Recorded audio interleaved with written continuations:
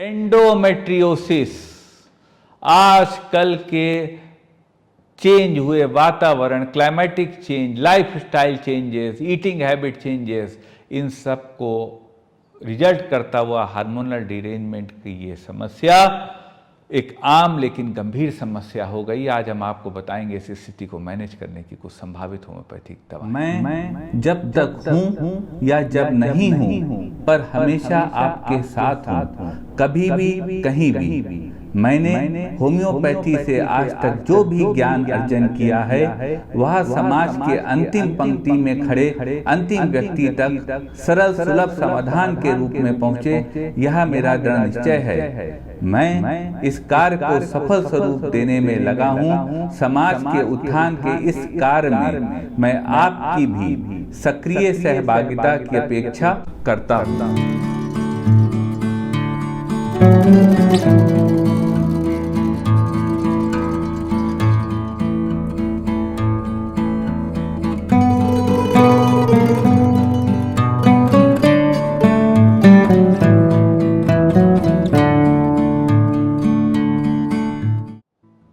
नमस्कार साथियों, डॉक्टर उमंग Khanna homeopathic clinic के इस प्रोग्राम में आपका फिर से स्वागत है।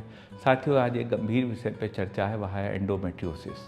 एंडोमेट्रियोसिस आजकल एक कॉमन समस्या है, लेकिन यह अस्वाभाविक पेनफुल समस्या होती है जो महिलाओं में हो जाती है। आज हम आपको बताएंगे कुछ होम्योपैथिक दवाएं जो आपकी समस्या से आपको बाहर आने में हेल्प कर सकती हैं। सबसे पहले साथियों जान लेते हैं एंडोमेट्रियोसिस वास्तव में होती क्या है। एंडोमेट्रियोसिस वह स्थिति होती है जब किसी महिला में जो यूट्रस की लाइनिंग का टिश्यू होता है वह यूट्रस की लाइनिंग में न ग्रो करके वह यूट्रस के बाहर ग्रो करने लगता है। इस स्थिति में फैलोपियन ट्यूब, यूट्रस और ओवरी इन्वॉल्व हो सकते हैं। यह एक पेनफुल कंडीशन होती है। जब यह टिश्यू यूट्रस के बाहर ग्रो करते हैं यूट्रस की लाइनिंग की जगह, तो ये अपनी जो एक्टिविटीज़ होती है जो यूट्रस के अंदर होती है कि ब्रेक होना, उसको जो है दोबारा, तो वह एक्टिविटीज़ या बाहर भी करते हैं यूट्रस के, और यही उस पेन और बहुत ज़्यादा ब्लीडिंग का, हैवी ब्लीडिंग का कॉज होता है, एक सीवियर पेन का कॉज होता है। सिम्टम्स की बात कर लें साथियों, एंडोमेट्रियोसिस के तमाम सिम्टम्स होते हैं जिसमें पेनफुल ब्लीडिंग होता है, एक्सेसिव ब्लीडिंग होता है, पेन ड्यूरिंग सेक्स होता है, इंटरकोर्स होता है, इरेगुलर पीरियड्स होते हैं। कारणों की बात कर लें, एंडोमेट्रियोसिस के तमाम कारण होते हैं। एग्जैक्ट कारण आज तक नहीं पता है, लेकिन तमाम कारण माने जाते हैं, जिसमें सबसे प्रमुख है रेट्रोग्रेड। रेट्रोग्रेड व एंडोमेट्रियोसिस वह स्थिति होती है जब जो सेल्स होते हैं वह टूटते हैं और ब्लीडिंग होती है। वह ब्लीडिंग क्योंकि यूट्रस के बाहर से हो रही होती है तो वह फैलोपियन ट्यूब से होते हुए पेल्विक कैविटी तक पहुंच जाती है, और यह एक बहुत ही पेनफुल सीवियर पेन की कंडीशन होती है। उसके अलावा पेरिटोनियल एंडोमेट्रियोसिस होती है। पेरिटोनियम मेम्ब्रेन तक एंडोमेट्रियोमिक सेल पहुंच जाते हैं और ये वहाँ पे ग्रोथ करके एक बहुत ब्लीडिंग, परेशानी और दर्द लोअर एब्डोमेन में कॉज करने लगते हैं। एक एंडोमेट्रियोमस बनने का कारण होता है एम्ब्रियोनिक सेल का।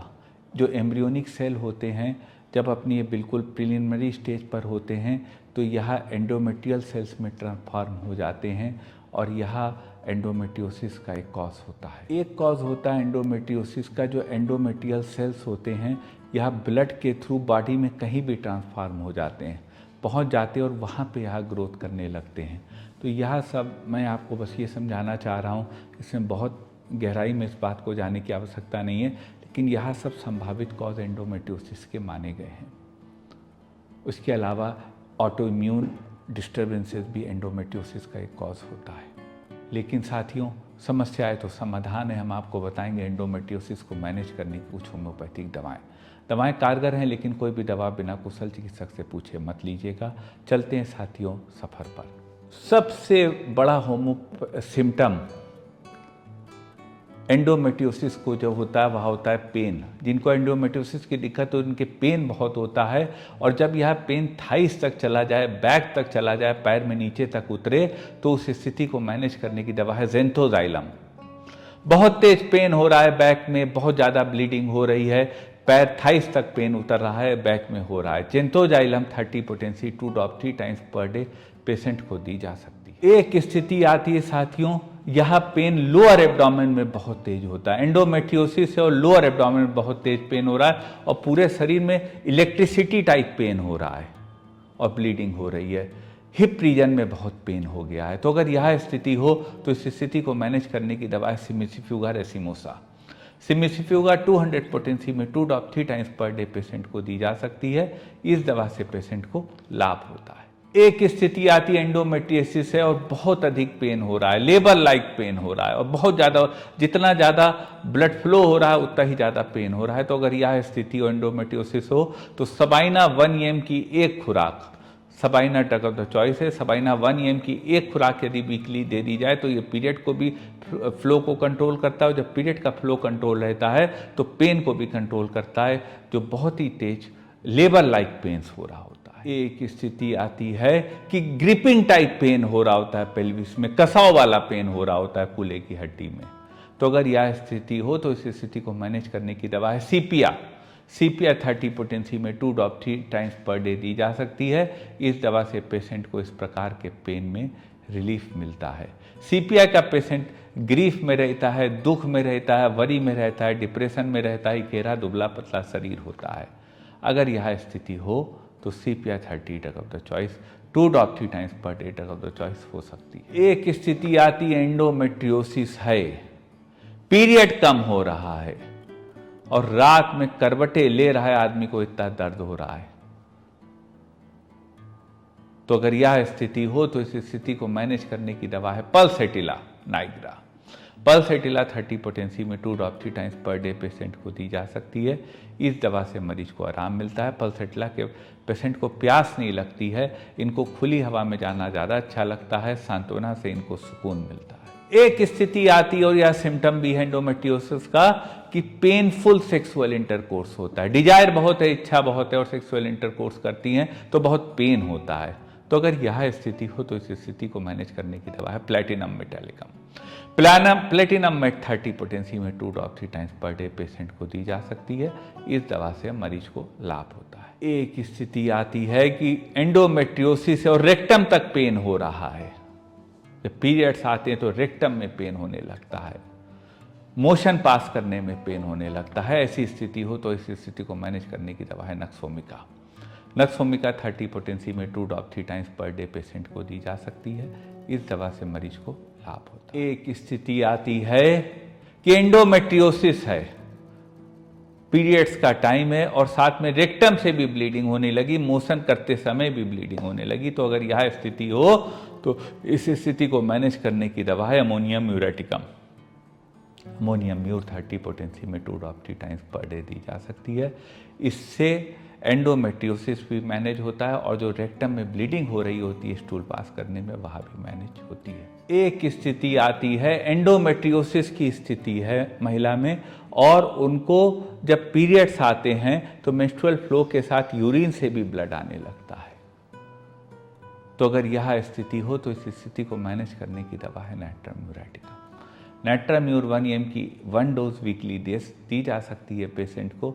इस दवा से पेशेंट को आराम मिलता है, एंडोमेट्रियोसिस भी ठीक होती है और जो यूरिनरी ट्रैक्ट में ब्लीडिंग हो रही होती है वह भी कंट्रोल होती है। एक स्थिति आती है कि एंडोमेट्रियोसिस है और महिला को बार बार पीरियड्स आए जा रहे हैं, मेंस्ट्रुअल साइकिल के बीच में भी ब्लीडिंग हुई जा रही है।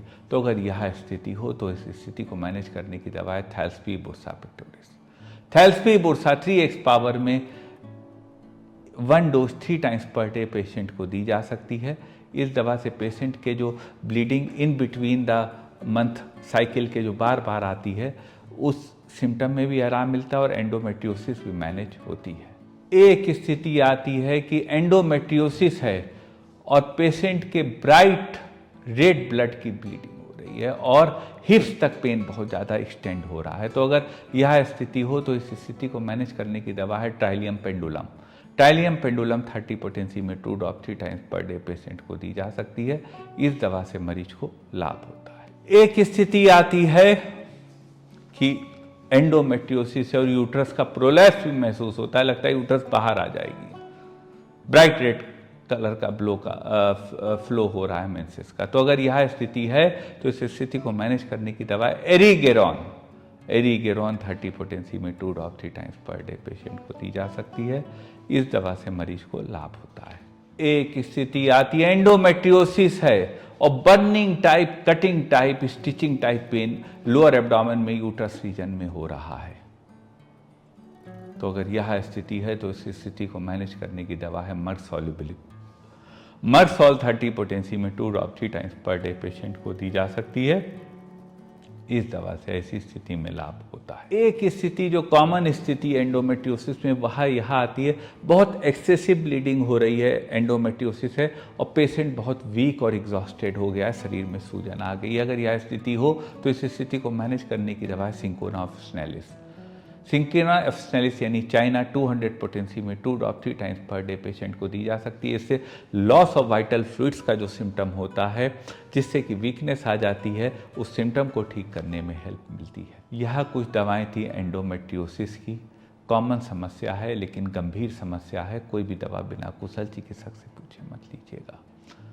हमें इंतजार रहेगा आपकी राय का। इस वीडियो के विषय में लिखिएगा और मन में कोई क्वेरी हो तो व्हाट्सएप करिएगा। व्हाट्सएप नंबर पे प्रयास करेंगे आपको रेलिवेंट जवाब दे सकें।